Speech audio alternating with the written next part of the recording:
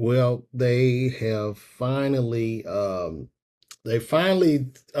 went and swooped in on our good brother, Brother Love, aka Diddy, aka Puff Daddy.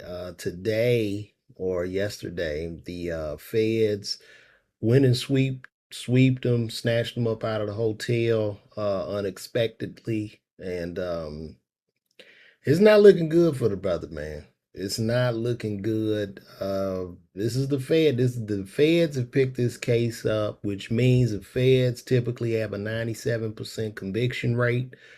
He was also supposed to turn himself in on Tuesday. However, they went and swept him up on a Monday. And typically, when they do that, and listen, I'm no legal expert or anything like that. I just read a couple of things. But when they typically sweep you up before you can turn yourself in, that shows that either they have some type of hardcore evidence that you might consider bailing, or you could destroy evidence, or you could tamper with witnesses. But it's really not looking good. And according to the RICO, I mean, they got him on racketeering charges, which means in the lawsuit or whatever, with the state trying to get him, Southern Department of New York, they can string together his whole criminal history dating all the way back to when the Shine incident happened. And as you know, in the Shine incident, the lady that got shot in the face said it was actually Diddy that did it. Along with, they'll be able to use the Cassie evidence. And pretty much, I'm guessing the only thing he's gonna be able to do is plead out and probably sit down and do some time. There's nobody for him to tell on. I don't know. It's just not looking good. A lot of people were saying, man, y'all are celebrating to see a black man down and all this shit. But let me tell you something, this has nothing to do with color. If you wrong and evil, your ass is wrong and evil. That has nothing to do with color. And to the people saying that, he wasn't going to invite your ass to the white party. So let's stop it. We got to take a breath. We don't need to just celebrate celebrity. I think we have a bad problem with that shit. Like, just overly celebrating celebrity just because a person is famous. I don't know what got into this man to cause him to be the way he is, or to do any of these heinous acts. But you do the crime, you do the time. You have to be accountable for your own life. Tua was saying that he's going to need so many lawyers to fight this. And this case is looking at a minimum of $50 million to fight this case. As you guys know, he's been selling properties. He's been, just trying to get as much cash as he can. And then at the same time, all those deals are gone. There's no more music money coming in. He gave all the publishing back to his artists, which really wasn't making money anyway. And then when he gave that publishing back, he wanted them to sign an NDA stipulating that they wouldn't say anything against him in exchange for the publishing that was probably making pennies on the dollar. He no longer has the liquor deal. That's gone. There's no money coming from that. And then nobody wants to touch him in the entertainment business. Like, and this is what I try to tell people about this business. It's all a house of cards, right? It's literally like you build this. It's very difficult to build the house of cards, and the bigger the house of cards is, the easier it is for any gentle breeze to blow down your whole house of cards. But the bigger it is, the harder it is to put back together. As you go, two cars might blow. You can pick them up. But when you got 20 or 30,000 cards stacked on each other, and that wind comes, and then everybody disappears. That's another thing with this business. People are fake. Most of them are fake. They're not your friend. None of them. None of them. It's all fake relationships. People try to extract information from others. They bail. And this is what's happened. So the brothers out there in the wind. This whole time, I'm just shocked because we all thought Suge Knight was the bad guy, right? And now he about to be in jail with Suge. He about to join Suge and R. Kelly We're seeing so many of these giants in hip hop and in R&B and my from coming from my childhood from the 90s. So many giants are falling. You know what I mean? You would think 50 Cent would be this big bad guy, but it's turning to be like 50 Cent is the guy, good guy, give people jobs, doing his movie thing. Like it's just weird. It's just really all over the place. And it's just quite interesting. And I was wondering why Puff didn't leave America. I thought he would have left maybe 4 or 5 months ago and been over there with Russell. I would have got the hell on. I would have got out of here.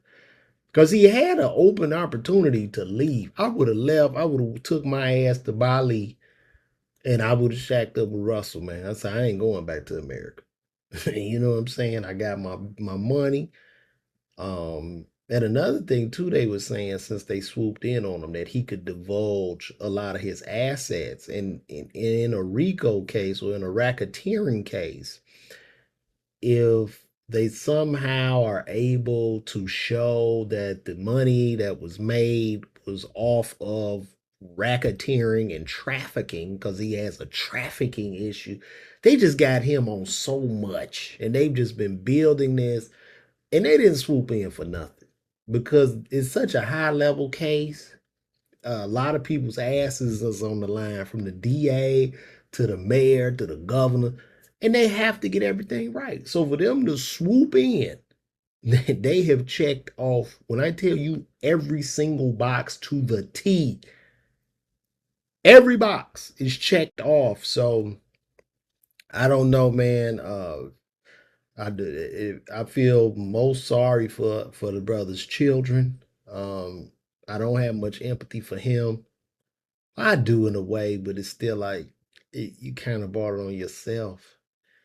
I just wonder what turns a person into what made Diddy a monster? It just seemed like he comes from I mean, mom seemed like she was a good lady. He went to private school. He was the only child, but what turns you in to a monster? Like, do you just get too much power? I guess what happens is you end up, you got all this power, unlimited cash, unlimited options. And a lot of times people are in a poverty of wealth. Write that one down. You can be in a poverty of wealth. A poverty of wealth is basically having so much money, so much power. You have all these unlimited options and you just start to manipulate people or take advantage of people, and that makes you get a kick out of that. And I guess you start off with just a little bit of a little manipulation or a little messing over somebody, and then you needed more and more and more, and it just grows bigger and bigger and bigger until bam, you looking at football numbers because he's gonna do some time. I don't know how much time, but he's gonna do some time. He's gonna have to go in there and plea out, and he probably gonna do. I think he gonna do about 10. I think they gonna drain it. He gonna try to fight. Them lawyers just gonna suck him dry. One of the lawyers was saying like, he's not a criminal, but people saw him beating Cassie, and also when he drug her back into the room, that's kidnapping. I don't know if y'all know that. If you go run after a person, hit them and drag them back against their will, that is kidnapping. So all these boxes are checked. I don't know what he's going to do. He's up against the wall. His ex bodyguard, Gene Deal, was saying that it's a strong possibility that he might delete himself because he just can't take this. But he's gotten away with an awful lot over the years. The stories are just endless of what he's done to people. And I'm sure he's hired people. He's done some good, but I'm sure the bad has outweighed most of the good. And when I was doing comedy in Atlanta, I was cool with Mark Curry, who had wrote a book about him called Dancing with the Devil, and I would roast Mark. about it all the time, and he wrote that book in the early 2000s, bro. So he's done a lot, and it's not looking good. Rest in peace, Kim Porter, and even the Tupac thing.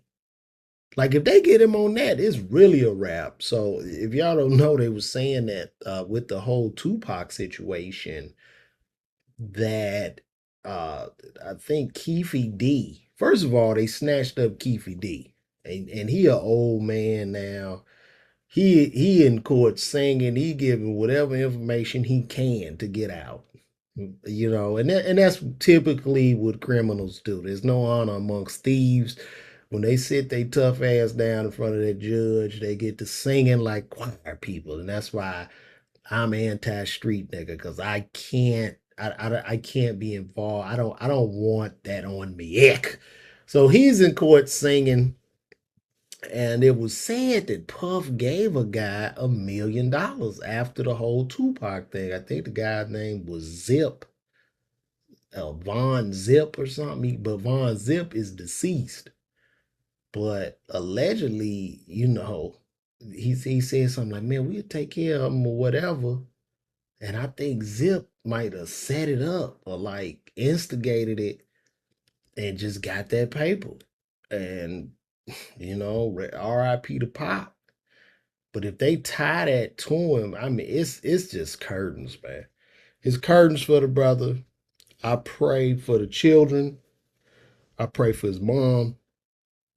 Um, but hey, call me, man. That's what I got for y'all today. So, woo, it's not looking good, baby.